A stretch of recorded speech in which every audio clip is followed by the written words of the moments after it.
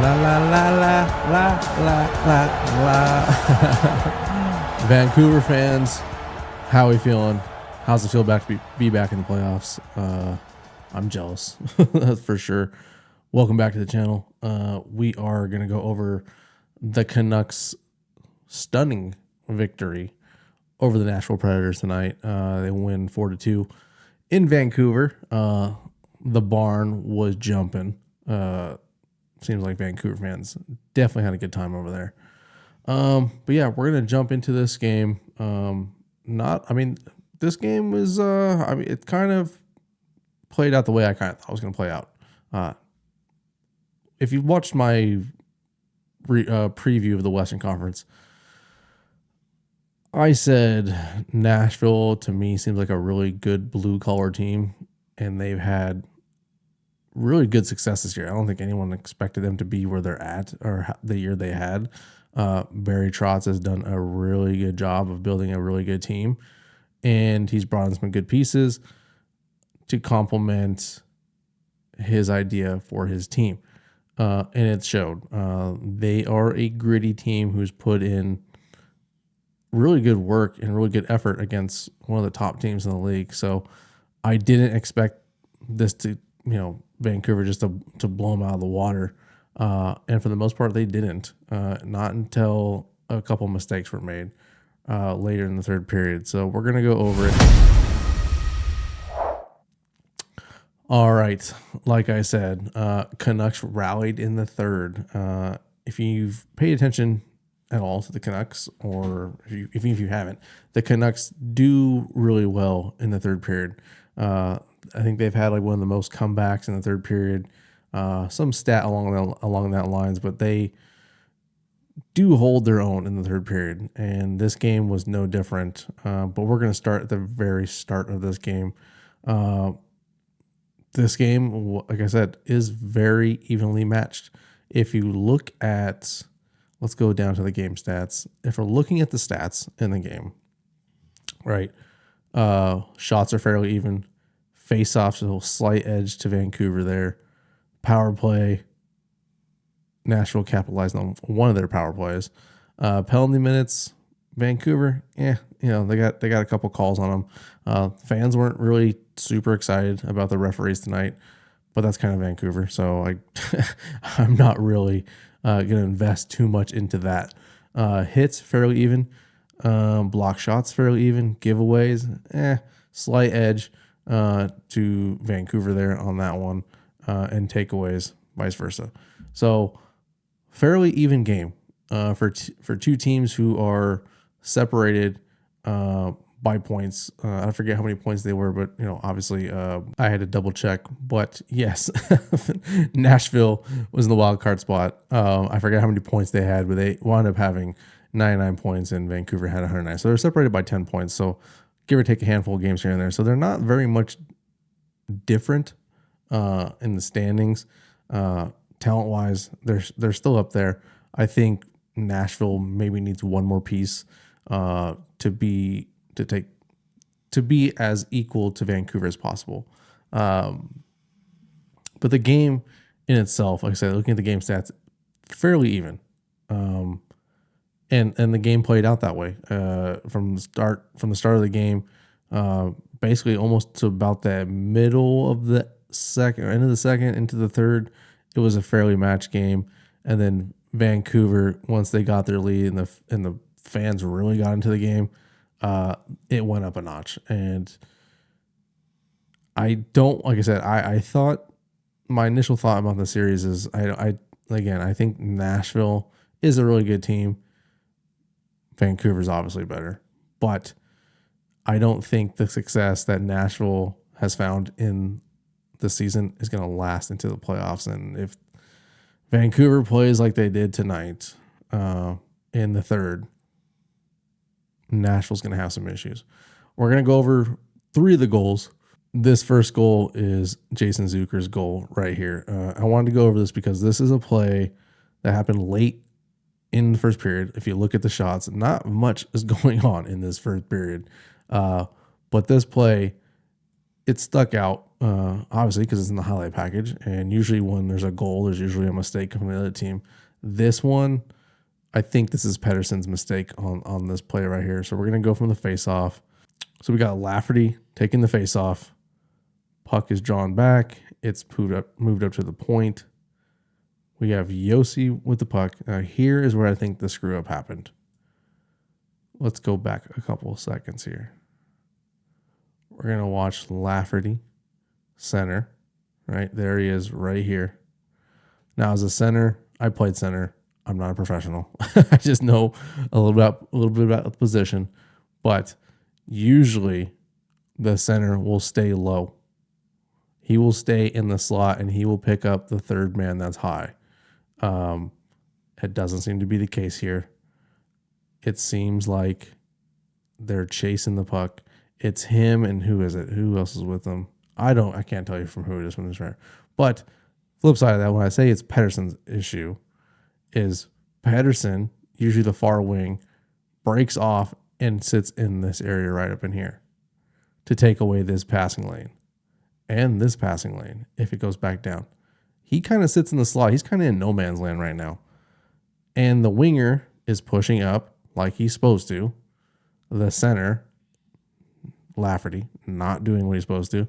If anything, he should have stopped right in this area. Right in here to take away this passing lane or play the man off the boards down here. They both chase the puck. Look what happens. Josi dumps it back to the guy on the boards like I was just saying. This winger is caught with his pants down. Lafferty, I have no idea where the hell he's going. He should, we're going to go through it, but he should come back and sit in this little pocket right here. And Pettersson, he's not taking anybody. He is looking for, if I'm looking at this play, what is he looking for? Maybe the cross ice pass, but even that's kind of far-fetched. I don't think that's going to happen. But look at all the traffic that's in front of the net. Look how much space he's given. This is Jason Zucker right here. He's given so much space that he would be dumb not to skate this in. So we're going to watch. Here comes Pettersson across. You're a little late there, guy. He should have been up here, or he should have been moving over this whole time. But Lafferty kind of screwed this up. Pettersson, again, he should have been up here. There should have been better communication. It can go both ways. I think both these players kind of screwed this play up when you look at it. And then Jason Zucker comes in, top of the circle. Thatcher Demko had no shot on this. I don't know if he, from his perspective, I don't know if he could see this or not, but look how many players in front of the net. You got 5 players in front of the net. That should not happen. Really should not happen. If anything, you need to give your goalie clear line of sight if you can, or if you're going to get in front of a shot, you better take that shot in the shin pads, in the chest, in the ass, whatever. But this one makes it through. Pettersson, here he comes from across. He's right here. Doesn't do really much to get into the shooting lane. On this little half stop thing that he's doing. I don't know what the hell that is. That's some soft stuff that's not going to help your case here. And it goes in. So that's when Nashville goes up 1-0. I think that play, granted, like I said, it's like I've said in other videos, it's still early in the playoffs, but that stuff right there, to me, that's a communication issue. These two players, Lafferty and whoever his winger is right here, someone needed to communicate to get down, to stay low. There's no need for two of these guys to be rushing. The transition needs to be Pettersson coming up, one guy breaking back, and everyone would have been covered. Horrible defense on this play. But again, things happen. Heat of the moment. I totally understand. I totally get it. But that one right there, that one needs to be addressed. I'm pretty sure Talk is in the locker room or in the film room tomorrow talking specifically about this right here. We're going to go to the next one. The next one here, this one is Vancouver's goal. Whose one is it? This one is Pew Suter's goal right here. And this is a real issue for Nashville that I noticed in this game specifically. It's kind of along the same lines of what just happened. A communication issue or just bad positioning all around. So let's see. I don't know who the hell is passing in the puck up here. We got Quinn Hughes from the point. Quinn Hughes from the point, man. You give Quinn Hughes this much space at the point. This guy's almost a lock for the Norris this year. Dude has got nasty hands and can move his feet and position himself really well for the shot. And he has all that right now. This is 5-on-5 hockey. Look how much space this is. This is like 25 feet. That is too much space to be giving Quinn Hughes a lane to drive, a shooting lane, an open shooting lane. This is where he makes his money. So why he's all alone up here is beyond me. But you can see what happens here is kind of the same lines as the last one. Positioning, players got stuck down low. You got two defensemen down here. I'm not sure which defensemen those ones are. Defense playing their position. Nothing is wrong about this. I don't know who this is. It could be Yossi. I can't really see from the numbers. If it is, he could have came off a little bit sooner, but still nothing wrong. He's taking away the passing lane to the front of the net and up the slot. This winger here could be a little bit higher. Could be a little bit to take away that passing lane. He's kind of in the passing lane right there, but he could have done a better job. I mean, just be honest. He could have done a better job. Look, like I said, once that pass leaves his stick, he needs to be high-tailing it to get in front of Quinn Hughes.